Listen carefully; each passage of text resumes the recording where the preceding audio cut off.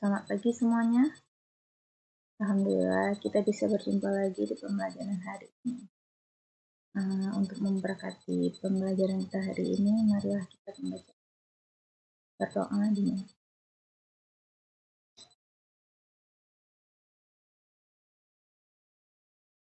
Berdoa selesai.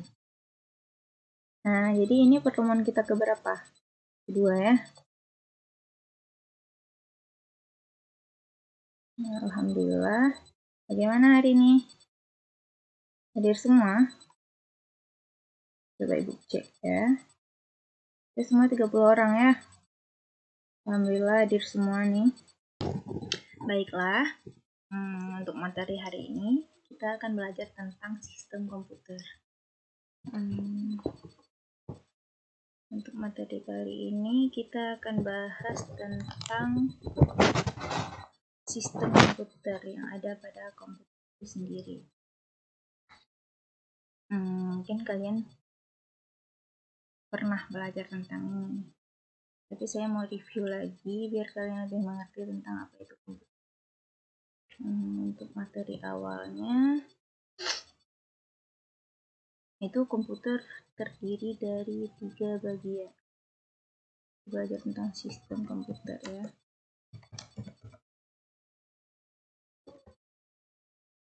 Jadi komputer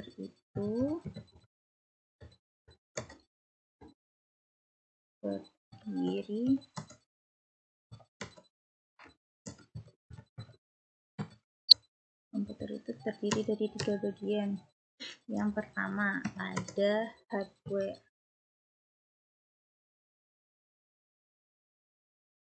Yang pertama ada hardware ya.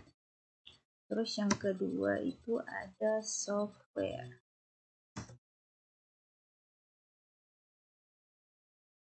Dan yang ketiga itu ada firmware.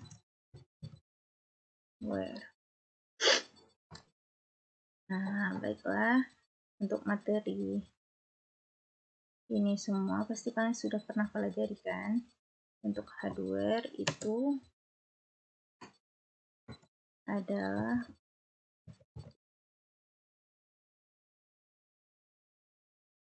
perangkat keras.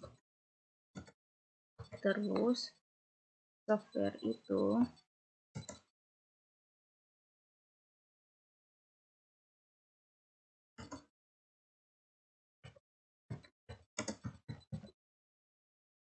perangkat lunak. Kemudian ada firmware. Firmware itu adalah pengguna. Pengguna itu bisa kita, siapa yang mau. Baiklah, kemudian kita akan mereview satu-satu tentang apa itu hardware, software, dan firmware. Yang pertama ada tadi hardware.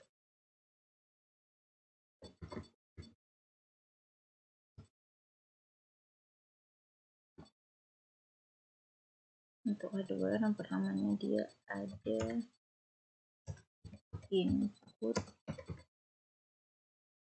device. Yang kedua ada output device. Yang ketiga ada pemrosesan.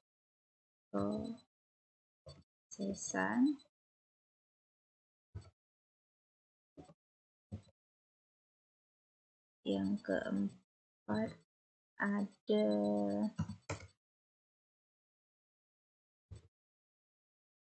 storage device. Baiklah, kita akan mengupas satu-satu. Untuk input device ini berfungsi untuk menginput suatu data ke dalam komputer. Misalnya keyboard. Keyboard kita bisa menginput misalnya mau buka Word, input A, B, C, D gitu. Kemudian mouse kita bisa eksekusi klik kiri, klik kanan, klik 2 kali. Itu misalnya contohnya dari input device. Nah, kemudian ada output device. Output device ini fungsinya itu untuk mengeluarkan isi komputer. Misalnya contohnya itu ada monitor layar ya, kita bisa melihat apa yang kita lakukan di dalam komputer. Ada sound, kita bisa mengeluarkan suara dari komputer. Ada juga headset, infocus, dan printer. Yang ketiga ada pemrosesan. Pemrosesan itu ada yang di mana? Pemrosesan itu adanya di dalam prosesor. Berfungsi untuk memproses apa aja yang kita lakukan di dalam komputer. Yang terakhir itu ada storage device. Storage device itu untuk menyimpan data yang ada di dalam komputer. Jadi ada penyimpanan permanen dan ada penyimpanan sementara. Penyimpanan permanen contohnya hard disk, flash disk, dan kartu memori. Yang kalau dicabut atau dimatikan datanya itu tidak hilang. Kalau penyimpanan sementara itu kayak RAM. Contohnya ini kayak yang saya sedang buka sekarang, Notepad ya. Ini kalau komputer mati atau listriknya mati tiba-tiba gitu, datanya akan hilang karena dia penyimpanan sementara, nggak selamanya. Baik, yang kedua ada software ya, kita akan mengupas tentang software.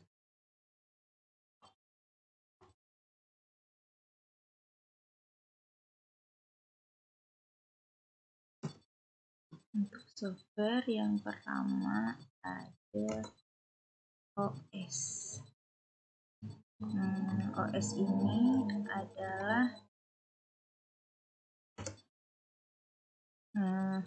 sistem operasi ya, ini wajib ada. Kalau tidak ada, kita tidak bisa mengendalikan hardware yang telah dipasang tadi. Jadi OS ini wajib ada di dalam komputer karena hardware yang dipasang itu kalau nggak ada OS dia nggak akan bisa digunakan, nggak akan bisa dijalankan. Contoh OS itu yang pertama ada Windows, ada Linux, ada control unit, dan ada juga Apple. Yang kedua ini ada aplikasi ya. Aplikasi itu banyak yang kita pakai, misalnya desain grafis, ada juga pemrograman. Itu dia memiliki fungsinya masing-masing. Pemrograman adalah aplikasi yang dipakai oleh seorang programmer untuk membuat program yang diperlukan.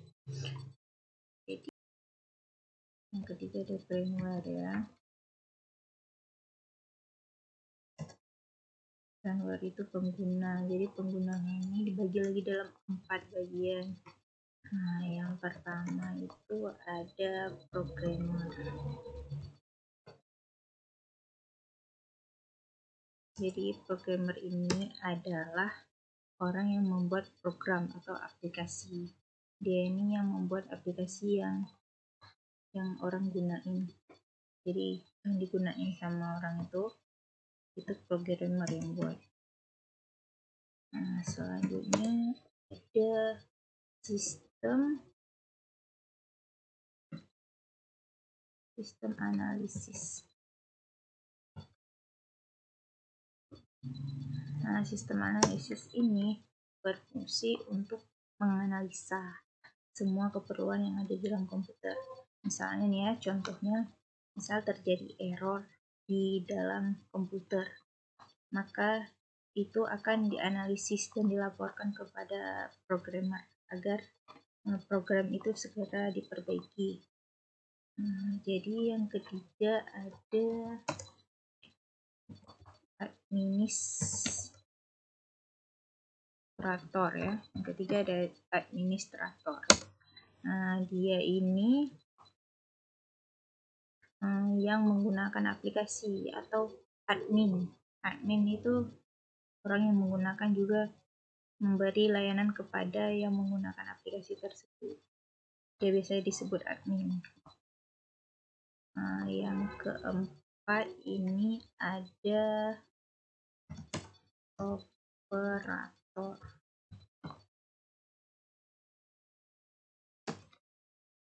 Operator ini yang menggunakan aplikasi yang telah dibuat oleh programmer tadi. Bisa dibilang operator ini bisa disebut sebagai user ya. User yang menggunakan aplikasi yang ada di dalam.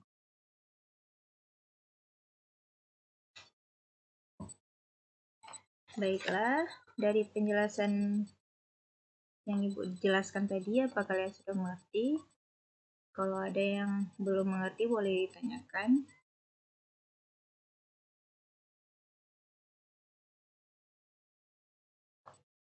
Tidak ada yang bertanya ya? Berarti kalian sudah mengerti semua ya. Baiklah, Ibu akan akhiri pembelajaran hari ini dengan mengucapkan alhamdulillahirabbil alamin. Assalamualaikum warahmatullahi wabarakatuh.